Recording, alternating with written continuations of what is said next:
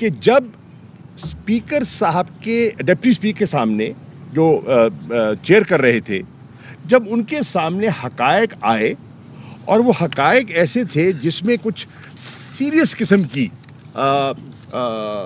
چیزیں سامنے آئیں، ایلیگیشن سامنے آئیں، اور جس میں فورن انٹرفیرنس جو کہ ووٹ آف نو کانفیڈنس ہے، جس کا ایک لنکیج بنتا ہے، وہ سامنے آئی، تو یہ کوئی معمولی چیز نہیں تھی اور اس کو صرف نظر نہیں کیا جا سکتا، اس کو جھٹک کر اب ایک طرف نہیں رکھ سکتے۔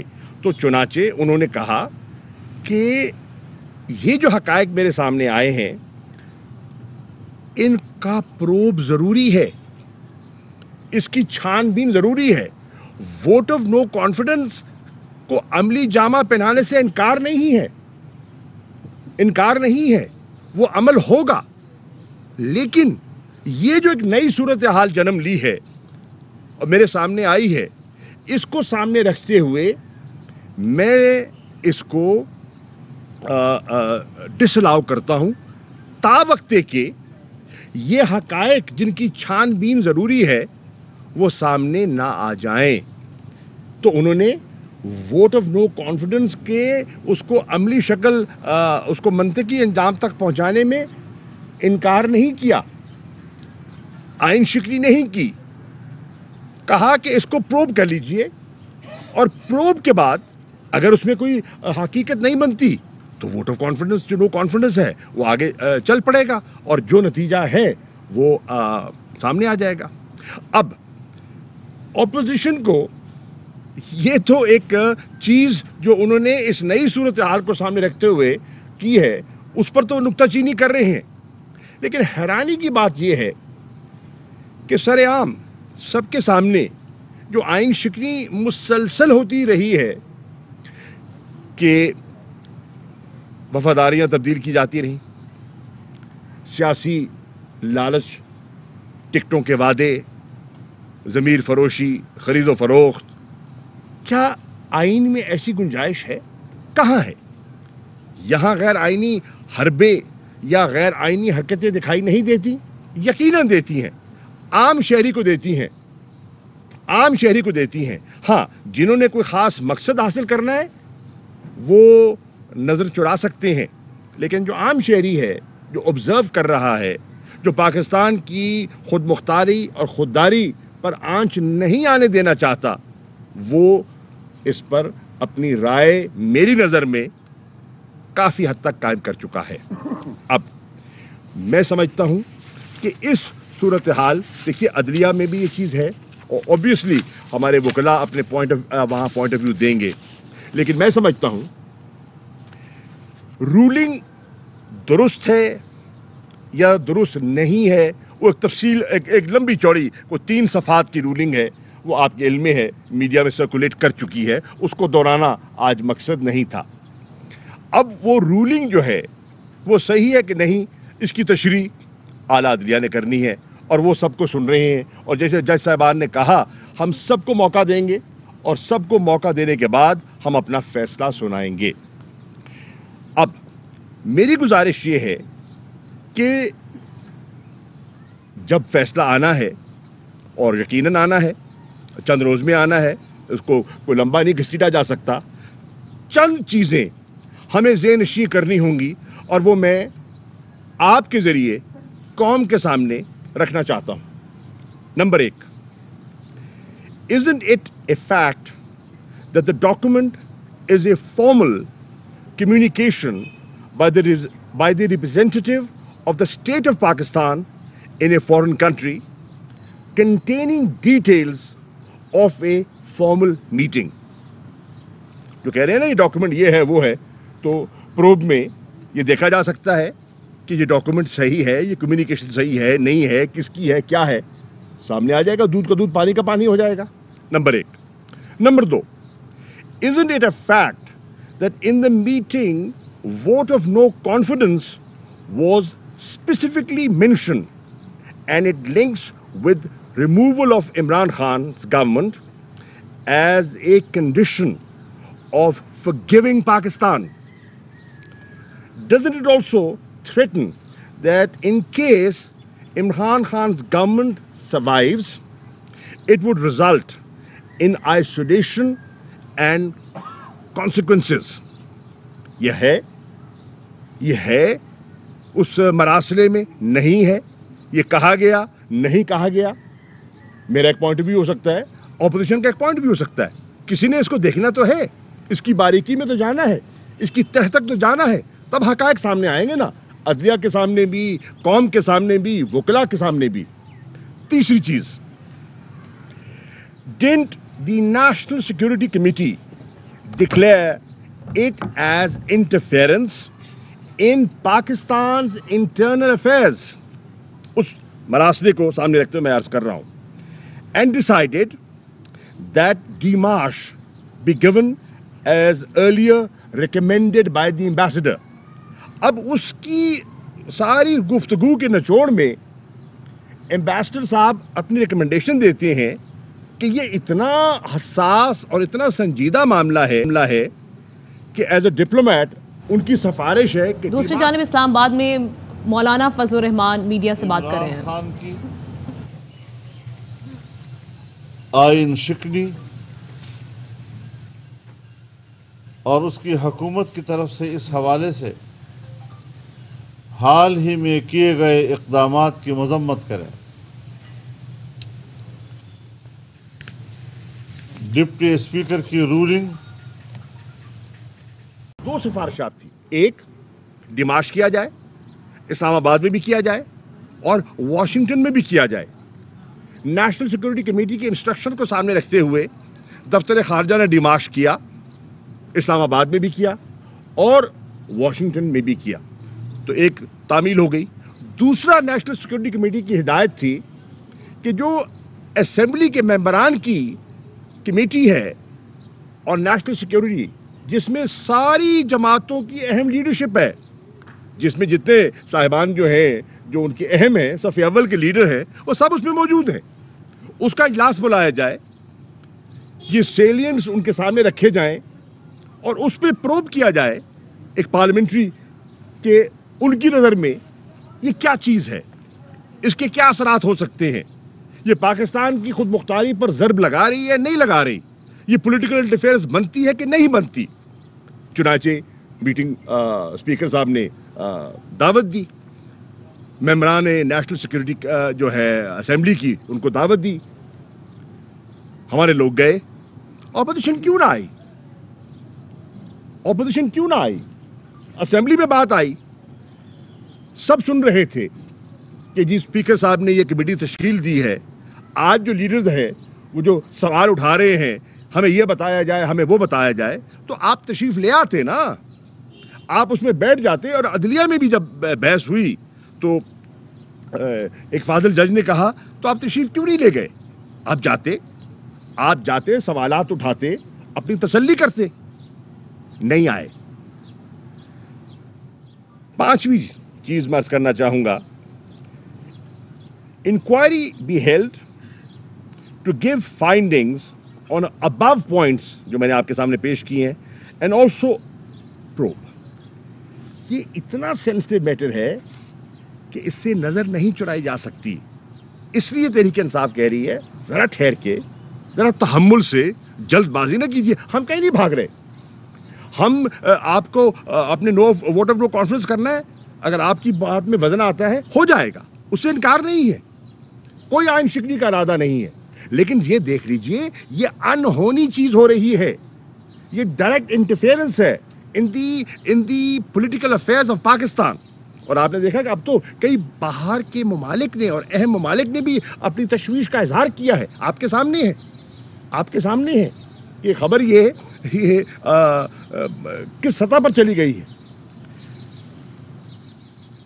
اب چھٹا پوائنٹ جو میں کہنا چاہ رہا ہوں وہ یہ ہے, this would require identifying patterns from data of meetings held by diplomats of a particular country, especially with opposition leaders and PTI dissidents in the past couple of months.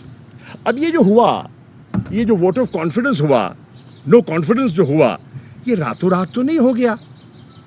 हमारा मौक़िफ़ है कि इसके पीछे एक मंसूबा बंदी है, ये ताने बाने कहाँ कहाँ जाके मिलते हैं, ये देखना है, ये देखना है, और ये कौम जानना चाहती है कि इसके हक़ाइक़ क्या हैं। इसलिए आप देखें कि एक पैटर्न सामने आता है कि जो डिप्लोमेट्स हैं ख़ास मुल्क के, वो राब्ते करते हैं, लोगों से मिलना शुरू करते हैं। किन किन से मिले, पता लगाया जाए कि कौन कहाँ, इस्लामाबाद में, लाहौर में, कराची में कौन किससे मिला, किस जमात से उसका ताल्लुक था, हमारी जमात के किन लोगों से मिले, और वो जो लोग जिनसे मिले वो आज कहाँ बैठे हैं, यहाँ बैठे हैं, वहाँ बैठे हैं। तो ये भी एक दिलचस्प प्रोब होगा, एक दिलचस्प इंक्वायरी होगी जिसके अंदर जाने की ज़रूरत है। और इसके साथ कुछ मीटिंग्स हैं जो मुल्क के बाहर भी हुई, उनका भी मुताला होना ज़रूरी है। कौन मिला, किससे मिला, कहाँ मिला, तो वो जब चीज़ें सामने आएंगी तो फिर इस रूलिंग का जो एक नक्शा है और रूलिंग की जो वजह है वो सामने आएगी। बिला वजह ये रूलिंग नहीं दी गई, आइन से कोई गाफिल नहीं है, जो आइनी जिम्मेदारी है उससे कोई नज़र नहीं चुरा रहा, लेकिन आइनी जिम्मेदारी को पूरा करने से पहले ये कुछ स्टेप्स हैं जो नेशनल सिक्योरिटी के इंटरेस्ट में है, जिनकी तह तक जाना। और आखिरी बात जो मैं आज से करना चाहूँगा, और वो मेरा 7वां नुक्ता है, वो ये है, the inquiry body would also give findings after due probe on each of the relevant observations raised by various members in the National Security Committee meeting. अब नेशनल सिक्योरिटी कमेटी मीटिंग में मैं मेंबर हूँ, लेकिन उस दिन मैं मुल्क में नहीं था, मैं चीन में था। लेकिन नेशनल सिक्योरिटी कमेटी मीटिंग में तबादला ख्याल हुआ, और वो तबादला ख्याल जो हुआ वो मिनट हुआ। उसमें जो मोज़िज़ मेंबरान वहाँ थे उसके मीटिंग में, उन्होंने क्या कहा, उन्होंने क्या सवालात उठाए, उनकी क्या ऑब्जर्वेशंस थी, क्या उनको नहीं देखना चाहिए? उनको भी देखना होगा, और देखकर फिर मैं समझता हूँ, दयानतदारी से मेरी मैं कोई कानूनी माहिर नहीं हूँ, मैं एक सियासी कारकुन हूँ, मेरी नज़र में फिर जाके पूरा पस मंज़र आला अदलिया और कौम के सामने आएगा कि दर हकीकत बात क्या है। आज जो पूरी कौम में एक तशवीश की लहर है, उसकी बुनियाद क्या है। ये मैं समझता हूँ, ये कल जो कुछ सवालात उठाए उनको सामने रखते हुए मैंने मुनासिब समझा कि मैं आपसे मुखातिब हूँ। शुक्रिया।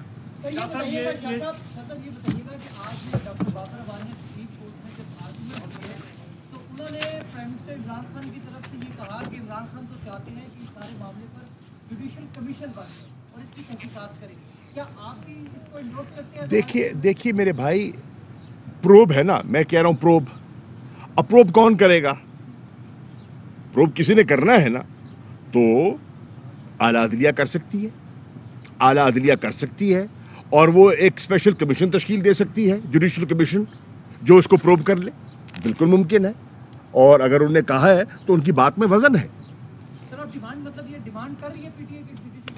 देखिए, बिल्कुल मैं तो अर्ज कर रहा हूँ ना कि वो जो कह रहे हैं तो वो पार्टी की नुमाइंदगी करते हुए कह रहे हैं ना। देखिए ना, बाबर अवान इस वक्त पार्टी की नुमाइंदगी कर रहे हैं। हमारे कई वकला हैं ना, एक स्पीकर साहब की नुमाइंदगी करेंगे, डिप्टी स्पीकर की नुमाइंदगी करेंगे, प्राइम मिनिस्टर की नुमाइंदगी होगी, और पार्टी की नुमाइंदगी होगी। तो बाबर अवान साहब पार्टी की नुमाइंदगी कर रहे हैं, और मैं पार्टी के वाइस चेयरमैन के तौर पर वही बात कर रहा हूँ। शाह साहब, ये बताइएगा, आपने नेशनल सिक्योरिटी कमेटी के एलामिये का जिक्र किया है, वाज़ेह तौर पर उसमें असली क़यादत की जो मौक़िफ़ है वो उसमें आया है। उसके बावजूद गुज़श्ता रोज़ मरीम नवाज़ ने भी और मौलाना फजल रहमान ने भी दोबारा से असली क़यादत से ये मुतालबा किया है कि आप इस मामले पर अपनी पोजीशन वाज़ेह करें। आपके ख्याल में ये दोबारा इनसे मुतालबा क्यों किया जाए? जो मैं अर्ज़ कर रहा हूँ, देखिए ज़िम्मेदार लोग हैं, ज़िम्मेदार लोग हैं और मुहिब वतन लोग हैं जो वहाँ तशरीफ़ फरमा है, और उन्होंने अगर इस नतीजे पे पहुँचे हैं सारी गुफ्तगू के बाद, छानबीन के बाद, बहस के बाद कि डिमाश ज़रूरी है, तो ऐसे तो इस नतीजे पे नहीं पहुँच गए ना मेरे भाई, ऐसे तो नहीं पहुँच गए ना। बड़ा एक संजीदा मसला है, उसके लिए एक हाईएस्ट फोरम का एक इजलास मुनक़िद किया जाता है और वो इजलास ये फैसला करता है, तो ये बिल्कुल जब उसकी चीज़ें सामने आ जाएंगी तो प्रोब में ही आ जाएंगी ना। मेरा एक सवाल है, बल्कि दो सवाल हैं, सुन लीजिएगा पहले। एक ये कि 7 मार्च को लेटर आता है, 8 मार्च को तारीख, ये पहली दफ़ा, कई दफ़ा आ चुका है सवाल, अब फिर कर ले, वैसे 8-10 दफ़ा आ चुका है। अब मैं सुन रहा हूँ। 31 मार्च को नेशनल सिक्योरिटी कमेटी का इजलास होता है। इस दरमियान में हुकूमत किसी प्रोब का ऐलान नहीं करती और फिर एक मैं सवाल समझ गया हूँ ना भाई, ये पहले आ चुका है, ये नया सवाल नहीं है। किबला पे जवाब दे देता हूँ ना सर, ये सुना हुआ सवाल है। कितने दिन हुकूमत को क्यों लगे और नेशनल सिक्योरिटी कमेटी का इजलास बुलाने में इतने दिन क्यों लगे? समझ गया। अब सर इसका जवाब ले ले। नहीं, इसका जवाब ले, पहले इसका जवाब ले, पहले इसका जवाब ले। देखिए, ये पहली दफ़ा तो सवाल हुआ नहीं है, ये 8-10 दफ़ा हुआ है और बार बार किया जाता है। देखिए, पहली बात तो ये है किबला, इस चीज़ पे पहुंचने पर सोच विचार की गई और आपके जहन में यकीनन होगा कि उन दिनों में जब ये सिलसिला चल रहा था तो OIC के इजलास के लिए पाकिस्तान तैयारी कर रहा था और 22 और 23 तारीख को OIC का इजलास का फैसला हो चुका था। आपको याद होगा कि ऑपोजिशन ने उतराज उठाया था कि जी आप फलां तारीख बनती है, आप इस तारीख तक इजलास बुलाएं, ठीक है। गालिबन उन्होंने 21 मार्च का कहा था, तो उनको बताया गया और फिर उस बात उनके समझ आ गई कि भाई वो जो असेंबली का चेंबर है वो दे दिया गया है OIC के इजलास के लिए, वो सील हो चुका है, वो सिक्योरिटी अरेंजमेंट्स हैं और वो इजलास से पहले फारिग हो नहीं सकता। खतूत जा चुके हैं, इन्विटेशंस जा चुकी हैं, लोग आना शुरू हो रहे हैं। जो सेक्रेटेरिएट के लोग थे वो पहले आ गए, तभी नई डेट दी, तो बात ख़त्म हो गई। एक तो ये वजह थी। दूसरा, ऑब्वियसली ये इतना संजीदा मसला था, इस पर प्रॉपर सोच विचार की ज़रूरत थी, इसके प्रोज एंड कॉन्स को देखने की ज़रूरत थी और वज़ीर आज़म ने उन सब प्रोज एंड कॉन्स को देखने के बाद कोई नी जर्क रिएक्शन नहीं किया, कोई जज्बाती फैसला नहीं किया।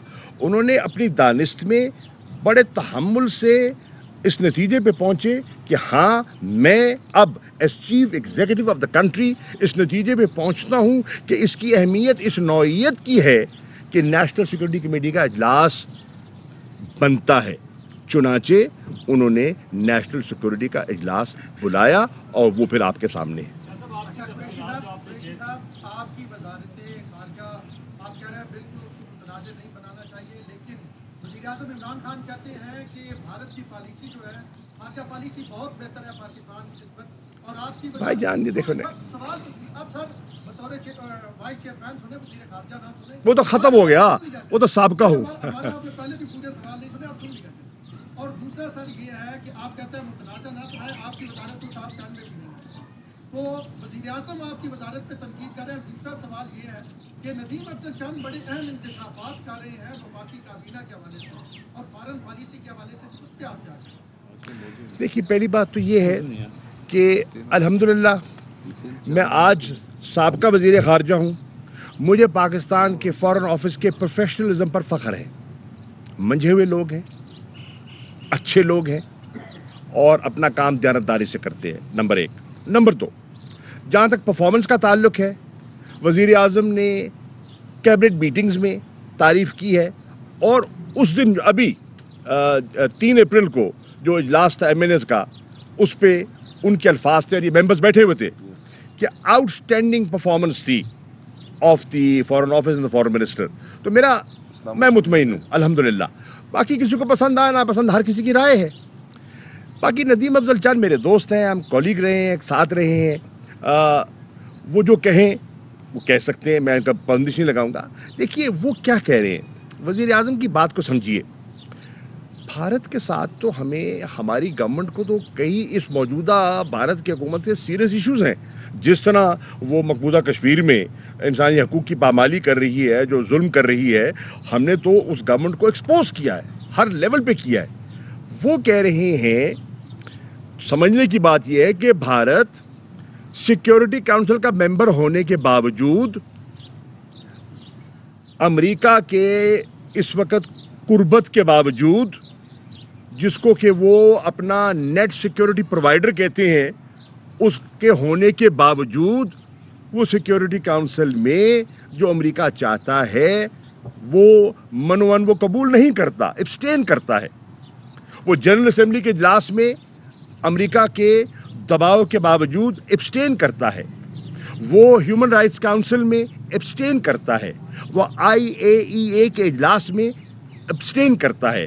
तो उस चीज़ की उन्होंने कहा कि ये है एक इंडिपेंडेंट सोच कि वो इस वक्त डार्लिंग है उनका, और उनका जो इंडो पैसिफिक स्ट्रैटेजी है उसका हिस्सा है, लेकिन उसके बावजूद उन्होंने ये पोजीशन दी है.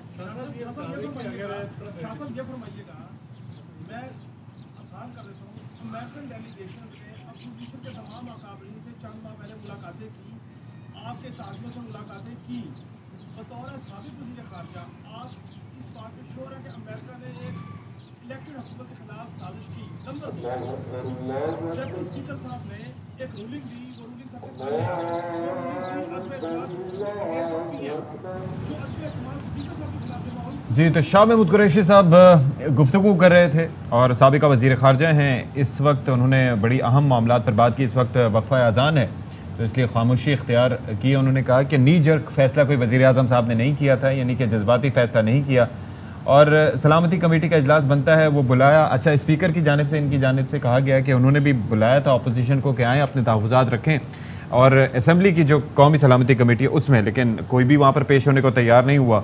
हम तो चाह रहे थे कि वहाँ पर बातें पेश की जाएँ, तमाम तर चीज़ों पर मामलात जो हैं वो डिस्कस हों. आप जाते, सवालात उठाते, अपनी तसल्ली करने के लिए आते, लेकिन आप नहीं आए.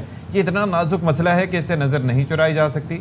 आपने अदम एतमाद करना है. अगर आपकी बात में वज़न है तो हो जाएगा. उन्होंने साथ ही साथ कहा कि अपोजिशन ने एतराज़ उठाया था कि आप फ़लाँ तारीख को इजलास बुलाएं. असम्बली का चैम्बर OIC इजलास के लिए दे दिया गया था, खतूत जा चुके थे, लोग आना शुरू हो रहे हैं, इसलिए नई तारीख थी. साथ ही साथ उन्होंने कहा कि वज़ीर आज़म ने तमाम चीज़ों को देखने के बाद कोई जज्बाती फ़ैसला नहीं किया.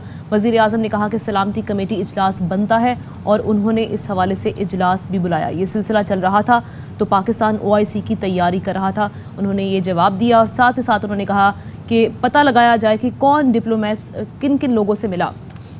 आज तिल मिला रही है. भाई, आप क्या चाहते थे? ऑपोजिशन चाहती थी कि हमने ख़रीदो फरोख्त के ज़रिए, बाजू मरोड़ के, जैसे भी अपने नंबर पूरे कर लिए, वफादारियाँ तब्दील करवा के.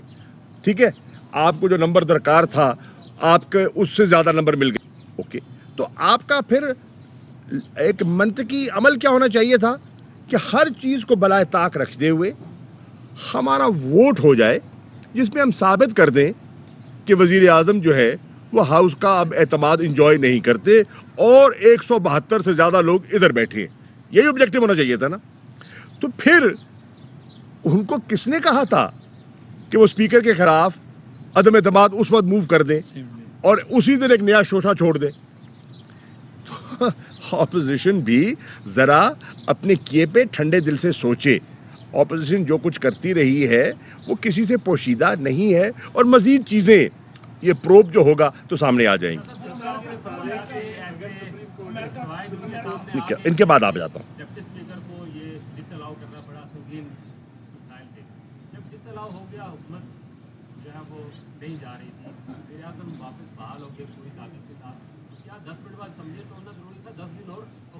सवाल ये है, देखिए, वो तो ऑब्वियसली देखिए इस पे राय आ सकती है. सवाल ये है, अहम तरीन खबरें अब एक क्लिक की दूरी पर. आपके पसंदीदा टॉक शोज हों या अहम मुल्की या गैर मुल्की शख्सियात की न्यूज कॉन्फ्रेंसेस, हर लम्हा बाखबर रहने के लिए सब्सक्राइब करें हमारा YouTube चैनल. मौसम की सूरत हाल हो या खेल के मैदान से खबरें, अपने मोबाइल फोन से मुल्की और बैनुल अक़वामी अहम खबरों तक रसाई के लिए डाउनलोड कीजिए मोबाइल ऐप बावसूख ज़राए से मुसद्दिका खबरों, तज्ज़ियों और तबसरों से मुस्तफीद होने के लिए विजिट कीजिए पाकिस्तान की सबसे बड़ी न्यूज वेबसाइट www.arYnews.tv। इन सब के अलावा पाकिस्तान का सबसे बड़ा फेसबुक पेज हो, सबसे बड़ा न्यूज इंस्टाग्राम अकाउंट या फिर ट्विटर, ARY न्यूज पहुंचा रहा है खबरें सबसे पहले आप तक, ताकि आप रहें हर लम्हा बाखबर।